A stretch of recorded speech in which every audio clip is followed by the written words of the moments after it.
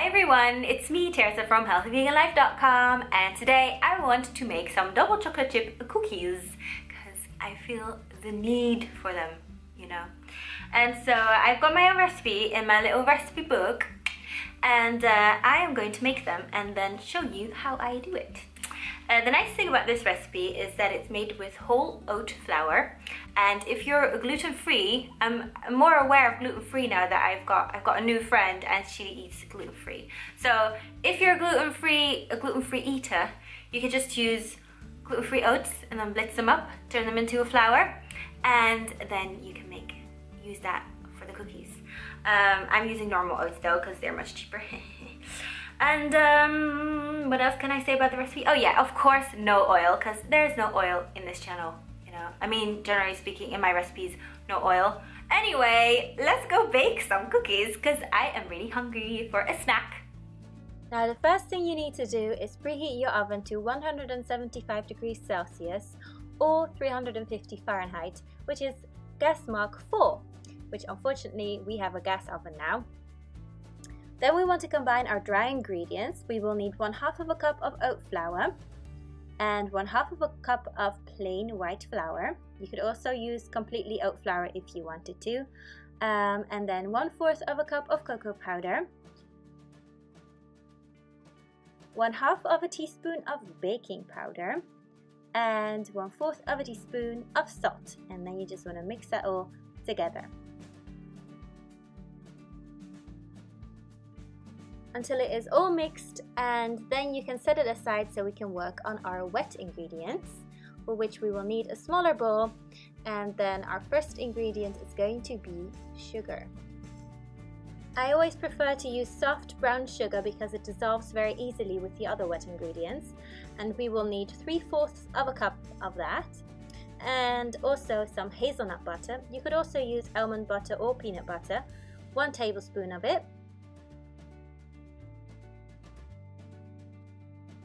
along with 1/4 cup of unsweetened applesauce, and 1 teaspoon of vanilla extract. Mix all of your wet ingredients together until it is one uniform sort of liquidy mixture, like this. Then we can mix the wet into the dry and just combine it really well. I would not recommend doing this by hand because the dough becomes really sticky and you won't be able to get it off your hands. So even though it gets more difficult towards the end, keep using your spoon. Then we are going to add our final ingredient, which is chocolate chips. We will need to put 2 tablespoons of chocolate chips into our dough and just mix all of that together. It will be a bit difficult because the dough is so sticky and firm, but you will be able to do it when you use your muscles and your spoon. Next, you want to line a baking tray with parchment paper that is non-stick and have a little bowl of water there, and then you want to wet 1 tablespoon and use 1 tablespoon of dough for each cookie. And by wetting your spoon in between, you prevent the dough from sticking to your spoon too much. I've mentioned this trick before, but in case you haven't seen me bake before in my videos, this is how I do it.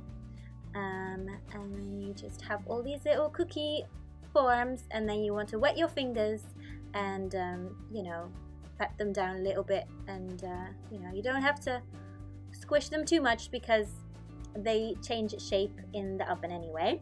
And then we are ready to add the last tablespoon of chocolate chips. This is what the cookies should look like before they go into the oven. Now you can decorate them however you want to. You can be way more fancy than I have been here.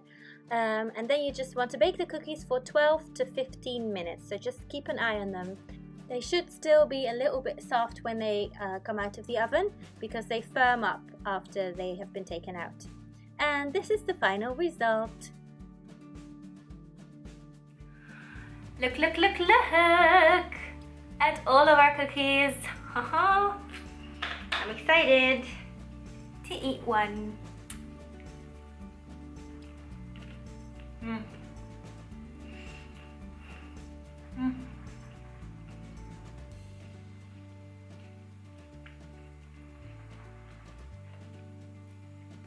They're soft on the inside, a little bit brownie-like. Not really like a brownie, but it's like just like, it's such a nice consistency. I hope you guys try these ones out. If you want them to be prettier, you could put some like chopped nuts on the top of them. That would look really epic. But the taste of them is absolutely amazing. So I hope you guys try it out. Let me know if you do. And you can tag me on Instagram so I can see your creations. That always makes me happy whenever you guys tag me. Yeah, please give this video a like if you liked it. And I'll see you next week. Bye.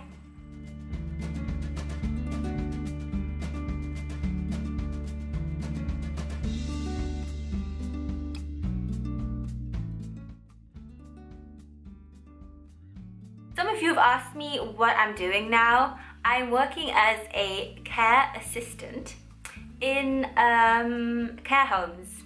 I've been working with an agency, so I go to different places depending on where they need people, and then I just look after elderly people. I help them with things that they need help with in everyday life. And I'm now, actually next week, I'm starting in one care home where they want to, you know, have me around all the time, which is great. So yeah, that's what I do, and it's great. I love it very much. The only downside of living in the UK so far is that the people that I'm working with can absolutely not pronounce my name. And then they start calling me T. That's not a name, that's a letter. So there we are. Sorry, this is a very unrelated rant, but it frustrates me. Don't call me T, please. Is it obvious that I've been alone today all day? I just need someone to talk to. So I'm talking to you guys. Hi. How have you been?